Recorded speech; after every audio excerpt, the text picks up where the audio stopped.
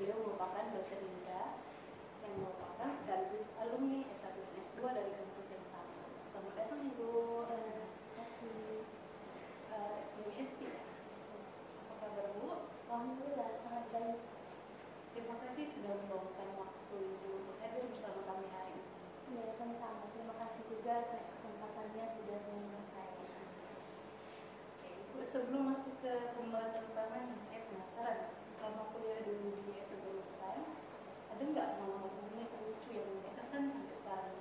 Paling ini ya paling waktu organisasi ya, karena ya kalau organisasi kan kebetulan saya juga banyak ya organisasi. Paling ya uniknya tuh kayak ya kita menemukan prioritas gitu yang mana, karena kan kadang organisasi itu ada bentuknya juga kan ya. Nah jadi terus kalau yang unik lainnya paling ya sesama teman ya, biasalah kan kalau sekelas itu ada kadang ada konflik, ada apa seperti itu. Iya, kalau pengalaman sih ya kadang tuh kita tuh rindu gitu, karena kan kalau S1 sama S2 kan beda cerita gitu. Kalau S1 kan kita tuh masa-masa masih menjajaki diri gitu kan. Nah, jadi tuh kayak belum bisa kayak mengontrol emosi gimana gitu. Jadi tuh terus kesibukan-kesibukan juga gitu sama organisasi itu yang kalau sekarang tuh rindu gitu masa-masa itu. Masih menata, masih awal-awal gitu ya. Benar. Padahal kalau dulu tuh rasanya kayak aduh capek apa sih, kayak kadang tuh ngeluh gitu kan, karena Sabtu Minggu kita tuh kan full kan kegiatan itu kegiatan ini. Ternyata sekarang itu tuh kayak dirindukan gitu, masa-masa ngumpul sama teman gitu. Iya, pasti. Kalau boleh tahu dulu Ibu ngambil jurusan apa saat S1 dan S2 dulu? Dan S2 dulu. S1 saya di ekonomi Islam di sini ya. S2-nya di sini juga di Magister Ilmu Ekonomi. Seperti apa sih Bu suasana perkuliahan saat itu? Nah, kalau suasana perkuliahan sih ya, kalau saya lihat sih dulu sama sekarang suasana kampus tuh nggak ada beda ya. Dulu pas saya jadi mahasiswa, ya saya jadi dosen kayak sama aja sih suasananya gitu. Jadi tuh kayak ada flashback gitu. Oh dulu saya juga di sini gitu. Saya juga suka duduk-duduk di sini nungguin dosen, nungguin apa gitu kan. Terus kayak lari-larian ngejar dosen karena kan biasanya ada dosen yang nggak boleh telat gitu tuh. Nah jadi kalau yang suasananya sih masih sama sih ya kayak dulu sama sekarang. Terus kayak dan akademisnya juga gitu, ada anak yang ambis, ada yang udahlah ngalir aja gitu, yang penting kuliah, yang penting IPK pas-pasan juga nggak apa-apa gitu. Masih ada gitu, dulu sama sekarang tuh nggak ada beda gitu. Terus kalau misalnya itu mungkin kalau sekarang kan udah ada AI juga ya kan, mahasiswa jadi nggak seambis dulu. Kalau dulu kan kami apa-apa tuh ke perpus gitu kan, nah lebih sering kayak ke perpus, jurnal juga dulu akses jurnal juga belum terlalu paham juga gitu mahasiswa kan. Jadi apa-apa tuh lebih ke kayak referensi, oh cari buku, cari apa perpus. Kalau sekarang kan udah gampang, semuanya udah ada gitu di internet. Jadi lebih itu sih perbedaannya, lebih kayak kalau sekarang saya lihat mahasiswa udah nggak di perpus lagi, justru malah kayak lebih sering di kafe-kafe gitu kan ngerjain tugasnya. Itu bedanya sih dulu sama sekarang. Udah jarang ya Bu ya kalau di perpus gitu. Iya benar, udah jarang banget. Kebanyakan sekarang apa teknologi. Iya, ya. Memanfaatkan juga sih, nggak masalah sih. Cuman jangan sampai terlena aja gitu. Ibu sendiri gimana sih pengalaman menjadi bekal atau fondasi sementara di perusahaan ini di dunia akademik? Kalau saya sih bekal juga, jujur ya saya juga nggak nyangka juga bakalan jadi dosen dan balik lagi gitu ke FEB ini gitu, karena saya juga awalnya nggak apa ya, dulu kan waktu S1 tuh pikirnya ya udah pengennya berkarir ya udah kerja kantoran atau apa gitu kan. Terus ternyata pas S1 kan lulus S1 COVID tuh, nah COVID-19 kan agak susah cari kerja apa segala macem kan. Jadi ya udah deh mutusin lanjut aja lah S2 gitu kan. Ternyata pas setelah S2 tuh kayak oh saya ini udah S2, kira-kira mau karir apa, kalau misalnya mau ngelamar di apa ya perusahaan, pasti perusahaan mikir juga kan mau nerima S2 sementara pengalaman belum ada gitu. Nah jadi ya udah ujung-ujungnya nyobalah gitu kan, nyoba aja lah gitu. Terus dapat tawaran gitu ngajar di IAIN jadi asisten dosennya, udah cobalah gitu kan, ambil pengalamannya dulu gitu. Terus pas pembukaan CPNS ya udah coba aja daftar gitu. Ya ternyata alhamdulillahnya lolos gitu. Jadi kalau menurut ke depan kita itu seperti apa. Karena kalau jujur saya dulu tuh juga nggak pengen masuk ekonomi gitu, karena kan saya anak IPA gitu kan, fisika banget gitu. Jadi pas udah terjerumus ke ekonomi ini ya udahlah selesaiin aja lah S1-nya gitu kan. Habis itu juga kerja juga nggak harus sesuai sama bidang itu gitu. Ternyata terjerumusnya terlalu jauh sampai S2 gitu, dan terus jadi dosen ekonomi yang ternyata harus lebih mendalami lagi ekonomi itu. Cuman ya itu tadi saya bilang, kita jalanin aja gitu, kita ikhlas aja menjalani apa itu kan, kita nggak tahu ke depannya akan seperti apa, jalan yang Tuhan kasih itu seperti apa. Jadi tapi kita tetap harus menjalaninya dengan maksimal gitu, jangan kayak setengah-setengah udahlah ngajar aja, enggak. Tapi kalau kita udah memulai sesuatu, kita harus pastikan kalau kita akan menuntaskannya gitu dengan maksimal juga gitu. Masalah hasilnya nanti kan kita serahin lagi kan, kita tahu apa aja sama yang di atas, tapi yang pasti kita udah mencoba dengan maksimal gitu. Yang penting kita ikhtiar. Iya benar, ikhtiar, doa kayak dijalani. Karena kita nggak tahu kan apa yang mungkin menurut kita itu bukan sesuatu yang baik, tapi ternyata itu yang terbaik gitu. Kita nggak tahu gitu.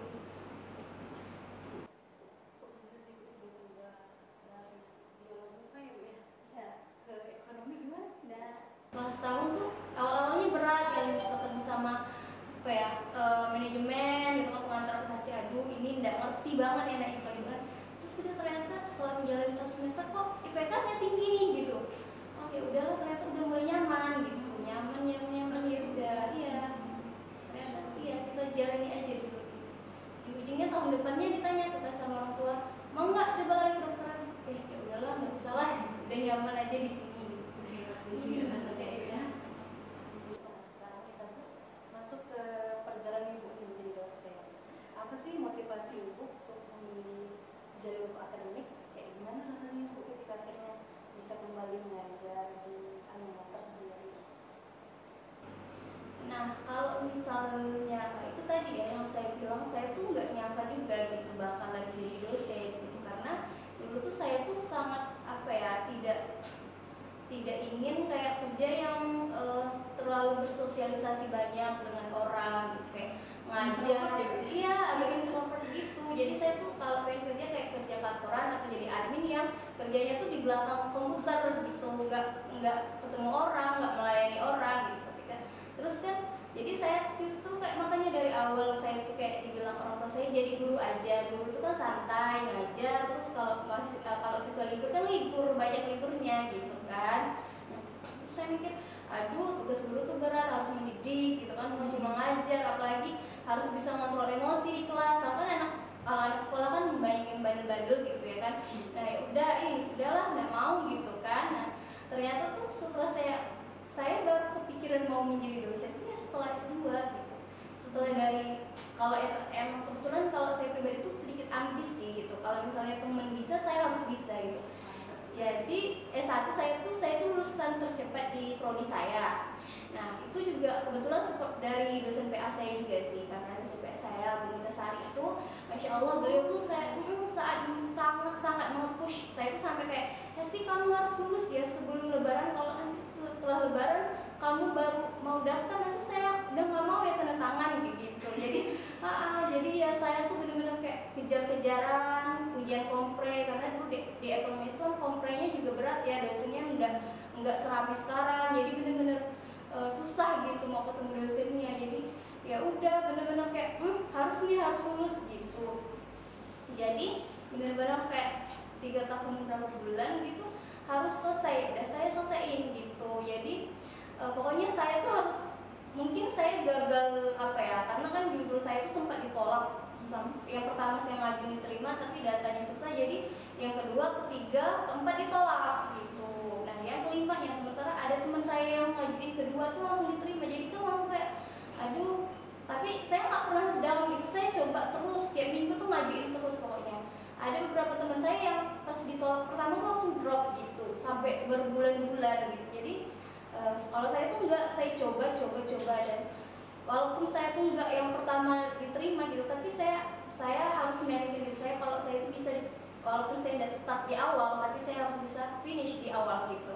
Nah jadi seperti itu. Jadi setelah saya lulus S1 terus musim lanjut S2 tuh saya juga oh saya harus lulus cepat, saya nggak boleh, karena kalau S2 kan rata-rata temennya yang udah kerja, yang udah oh yang penting dapat gelar gitu kan, bapak-bapak tuh untuk naik golongan gitu kan, yang udah rata-rata udah pegawai PNS semua. Nah jadi kalau kita ikut-ikutan mereka, sementara mereka kan udah kerja, udah jelas kan masa depannya, udah penghasilan. Sementara saya kalau lambat kan otomatis harus bayar semester terus kan.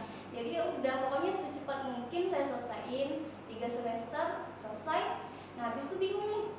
Tapi pas udah mau S2 tuh saya udah ada gambaran, oh saya bakalan jadi dosen gitu.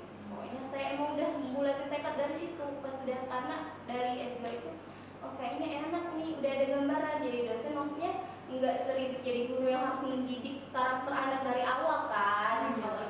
Iya, karena kalau jadi dosen kan mahasiswanya juga udah beranjak dewasa gitu. Maksudnya pola pikirnya udah juga berkembang gitu kan. Nah, itu udah nggak perlu diajarin dari awal gitu kan. Ya udah kayaknya enak deh jadi dosen gitu. Coba lah gitu. Terus cari-cari, terus itulah keterima tawaran kan di IAIN, diambil gitu, ambil pengalaman. Nah, terus coba nih, terus untuk CPNS ini kan saya juga percobaan pertama ya, pertama kali daftar CPNS, dan alhamdulillahnya one shot itu langsung lolos gitu.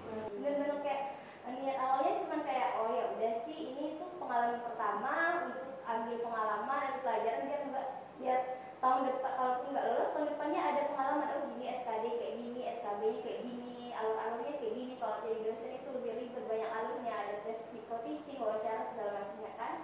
Ternyata ya rezekinya gitu, jadi ya udah gitu. Iya benar, akhirnya ya udah rezeki. Terus balik lagi karena dari awal juga intinya emang karena untan itu kan gitu kan, ada juga sih yang buka juga CPNS Magister Ekonomi, cuman ya karena emang ngerasa suasananya tuh lebih, karena mungkin udah lama kali ya di sini gitu kan ya, pengen balik lagi ke sini, suasananya tuh lebih nyatu aja gitu di sini.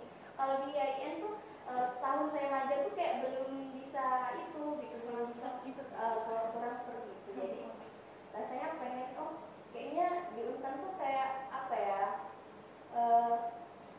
jiwa saya tuh kayak ada di sini, rumah saya tuh ada di sini gitu. Udah nyaman banget suasananya, gitu, lingkungannya, udah kenal juga. Terus Bu, saat berada dari mahasiswa jadi dosen tentu ada perubahan paling besar ya. Apa sih tantangan Ibu yang dirasakan di awal masa mengajar?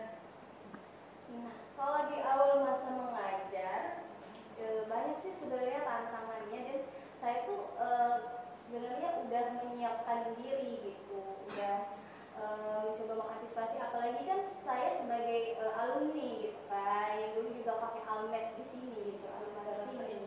Iya. Nah pastinya rata-rata dosen-dosen yang sekarang menjadi kolega itu kan dosen-dosen yang mengajar saya dulu kan, baik S1 maupun S2. Jadi rasa gapnya itu pasti sangat tinggi. Selain gap saya sebagai senior mereka, juga gap saya sebagai mahasiswa mereka gitu. Jadi rasa canggung, rasa segan gitu pasti sangat tinggi gitu. Nah dan saya udah udah membuka diri dari ketika awal saya mendaftar di sini gitu. Saya ini nggak boleh kayak saya ini udah teman kerja, saya nggak pernah merasa gitu, karena pokoknya mereka ini tetap selain senior juga mereka ini tetap dosen yang pernah mengajar saya gitu. Jadi saya akan tetap bertanya, tetap meminta saran dengan mereka. Pokoknya rasa hormatnya lebih tinggi gitu, karena kan bukan cuma sekedar kolega teman kerja gitu kan. Nah itu yang bikin saya, jadi kalau misalnya ada apa-apa, jadi saya kayak misalnya kalau misalnya udah siap tuh, misalnya saya ditegur, karena juga saya minim pengalaman kan, saya ditegur saya apa tuh, tapi sejauh ini belum sih, maksudnya kali ya diingatkan harus kayak gini gitu kan. Nah, yang tegur gimana belum gitu kan. Jadi saya tuh udah dari awal udah nggak apa gitu, kalau misalnya nanti saya ditegur yang dimarahi gimana, saya udah siap karena mereka juga dosen-dosen saya gitu. Saya ini masih ada rasa kayak anak mereka yang harus dididik, yang harus ditempa gitu. Saya juga masih muda gitu kan, jadi wajar kalau misalnya mereka negur saya gitu. Nah Terus kalau misalnya apa ya, tantangannya lagi juga ya, karena saya juga sebelumnya belum berpengalaman jadi dosen home base, karena dia yang kan cuma asdos yang tugasnya cuma ngajar kan, di kelas cuma ketemu mahasiswa, ketemu dosen di kantor itu kan juga jarang, jadi belum dapat tugas yang kayak meneliti, kayak harus PKM dan tugas-tugas penunjang lainnya kayak administrasi, bantu akreditasi. Nah sekarang kan udah tuh kan habis membantu semua gitu kan.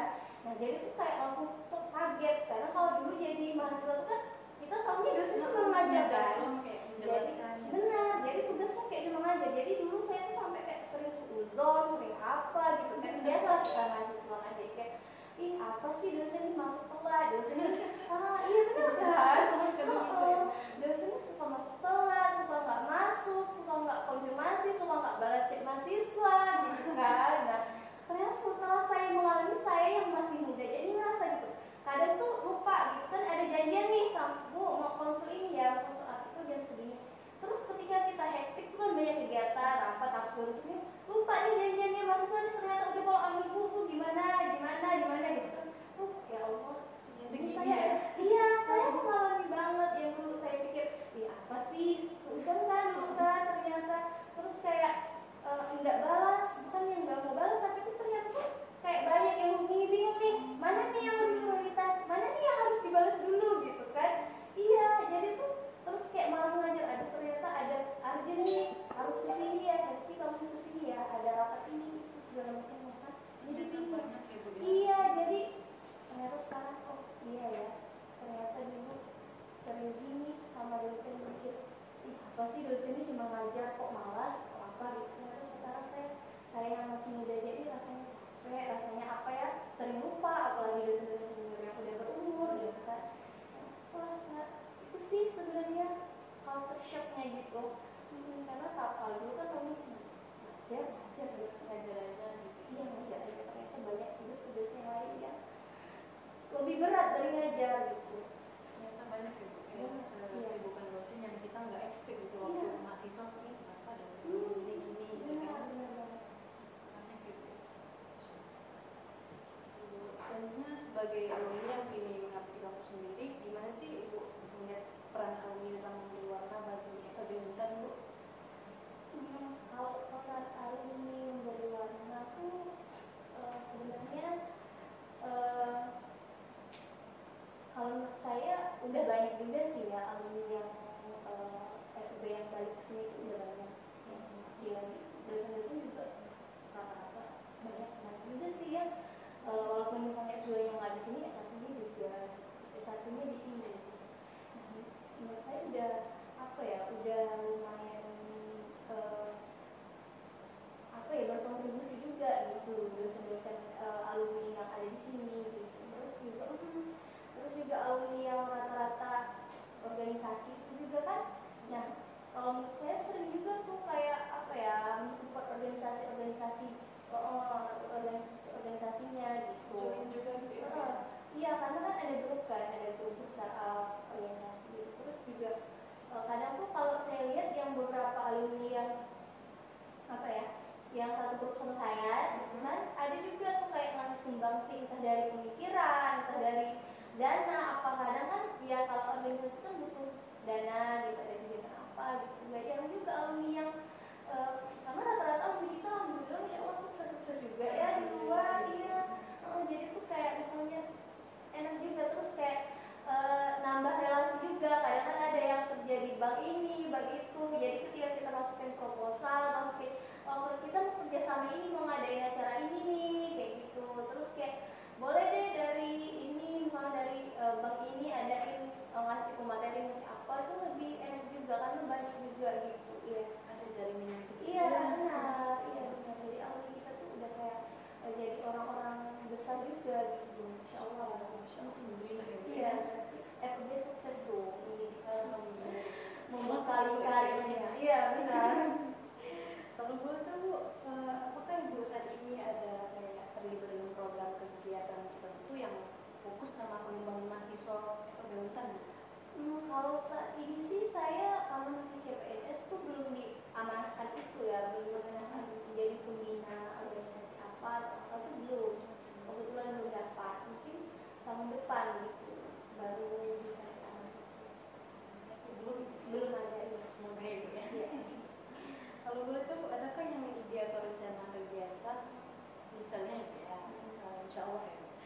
dikembangkan untuk mahasiswa ke depannya? Kalau ide sih sebenarnya saya cuman ya saya juga belum koordinasi gimana gitu karena kan saya pastinya pengen kalau misalnya itu saya pengen koordinasi dulu gitu ke mahasiswanya apa yang udah di itu gitu apa yang iya benar apa yang maksudnya kan takutnya ide saya tuh malah udah dijalankan gitu kan sama mereka gitu kan. Jadi pastinya harus koordinasi dulu ke mereka kira-kira apa nih kira-kira dari sini bisa kita kembangin misalnya mereka udah ngadain kegiatannya ini misalnya baru tapi dalam lingkup yang regional gitu kan bisa kan kita kembangin ini kita bangun gitu kita bikin jadi tingkat nasional apa segala macam gitu yang penting saya tuh tertariknya tuh di bidang kayak riset kayak mungkin bisa bikin kayak lomba karya tulis ilmiah kayak gitu-gitu yang nasional kayak gitu. Survei yang analisis gitu kan? Iya benar. Dulu saya pun di kebetulan di organisasi saya tuh di bidang riset gitu, ilmu pengetahuan dan teknologi. Pokoknya cari isu-isu terbaru gitu. Dua-dua organisasi saya tuh kayak di bidang itu semua gitu. Keren banget itu, Masya Allah. Nah, Ibu banyak mahasiswa dan alumni muda yang sedang berjuang nih membangun karirnya. Menurut Ibu, apa hal terpenting yang perlu dijaga agar tetap semangat belajar dan terus berkembang? Kalau menurut saya tuh emang dari dulu tuh apa ya niatnya tuh selalu kayak ke orang tua gitu. Jadi kan fokus kita tuh kayak harus selalu kayak mikirin karena kan apalagi anak rantau ya, saya juga anak rantau gitu kan. Jauh-jauh dari kampung disuruh belajar, disuruh kuliah gitu. Jadi kita tuh jangan kayak terlena sama yang lain-lain gitu. Baik itu pergaulan ataupun apa gitu kan. Jadi kita fokus kuliah, fokus targetin tuh mau selesai berapa lama gitu kan. Nah, jadi tuh iya harus punya goalsnya gitu. Jadi apa nih yang mau kita capai, apa nih yang mau kita selesaiin dulu. Kalau misalnya ya, organisasi penting juga gitu. Kita ikutin organisasi apa nih, tapi tetap ingat waktu jangan sampai kayak sibuk organisasi jadi lupa tugas nggak masuk kayak gitu karena kecapean. Jadi harus bisa memanage waktu sih paling. Nah sama sekarang itu kan pergaulan gitu kan. Iya jangan sampai kayak nongkrong nggak jelas gitu. Kalau nongkrongnya ngerjain tugas nggak apa gitu. Tapi kalau misalnya nongkrong sampai tengah malam ngegame apa segala macam kan ya jangan gitu. Ingat aja tujuan awalnya gitu. Pokoknya kita tuh pengen kuliah, pengen cepat selesai, pengen dapat ilmu, pengen banggain orang tua gitu. Itu sih yang penting ya yang harus ditanamin dari diri gitu. Karena tuh dari diri kita sendiri dulu. Karena kalau misalnya ya lingkungan eksternal juga penting. Kita milih teman-teman yang juga ambis tuh juga penting gitu. Jadi iya benar, kita terdoktrin, kita terdorong juga kan. Kalau misalnya jadi bersaing gitu. Jiwa kompetitif kita tuh lebih tertantang kalau kita teman-teman yang ambis gitu. Tapi iya dari diri kita juga dari internal juga kita harus bisa yang diri kita gitu. Harus bisa motivasi dari diri kitanya yang harus kuat juga. Kalau kita harus bisa nih gitu. Berarti emang harus dari dalam diri dulu sendiri ya? Iya benar, dari dalam diri dulu. Keren banget itu. Dalam pandangan Ibu ini seberapa penting sih peran networking bagi mahasiswa dan alumni? Kalau kita tuh udah apalagi di zaman sekarang ya kayak serba digital, serba apa gitu kan. Jadi kita udah nggak bisa mengabaikan itu gitu. Jadi apa-apa tuh udah serba itu gitu kan. Jadi semuanya tuh kayak pakai gadget, pakai apa gitu kan. Apa teknologi gitu kan. Malah sekarang tuh kayak itu mendorong jadi kayak kita cashless gitu kan. Jadi kayak kemana-mana bawa HP aja gitu kan. Bayarnya udah pakai scan banget aja gitu kan. Udah pakai QR semua gitu. Jadi enak. Nah jadi kita tuh nggak bisa mengabaikan itu gitu. Di mana-mana tuh udah pasti itu gitu, pakai itu. Jadi kita tuh harus bisa menyiapkan diri kita karena ilmu teknologi yang berkembang. Kitanya sebagai pengguna usernya zaman iya lagi ya. mengikuti zaman gitu. Karena kalau misalnya kita kudet gitu kan, kita nggak bisa menggunakan alat itu, nanti kita nggak bisa apa ya, nggak bisa iya nggak bisa menyesuaikan sama lingkungan kita kan. Orang udah maju semua nih, tapi kok kayak kita kita nggak ngerti, nggak tahu, nggak paham gitu. Jadi kita harus lebih banyak belajar gitu. Intinya harus lebih belajar gitu. Belajar ya. Karena kan teknologi berkembang kan butuh juga user yang cerdas gitu kan, gimana menggunakannya. Itu kayak nggak bisa kalau diam di tempat itu, nggak bergerak maju gitu ya. Iya benar, karena zaman sekarang tuh kayak apa tuh serba cepat gitu kan. Jadi kita harus bisa menyesuaikan diri kita gitu. Gimana kita mengadaptasinya juga harus secepat itu gitu. Mengikuti perkembangan zaman juga. Iya benar. Banyak sekali nih pelajaran berharga yang bisa kita ambil dari penjelasan Bu Esti. Sebelum kita tutup, bolehkah Ibu menyampaikan sedikit harapan untuk FEB Untan ke depannya, Bu? Oke, harapan saya untuk FEB Untan semoga semakin sukses, semakin maju ya. Menjadi sekarang kan udah menjadi fakultas terbaik nih di Untan. Semoga terus apa ya, dapat bertahan gitu, menjadi fakultas terbaik yang selalu bisa menjaga citra tidak hanya eksternal tapi juga internal gitu, dari mahasiswanya, dari teknik dan juga dosen-dosennya kayak gitu. Semoga selalu terus sukses ke depannya, dan juga memberikan dampak yang besar gitu, tidak hanya untuk pendidikan tinggi tapi juga bagi masyarakat sekitar. Dan baik Ibu, terima kasih atas penyampaian Ibu hari ini. Dan untuk Sobat TGAL, jangan lupa untuk terus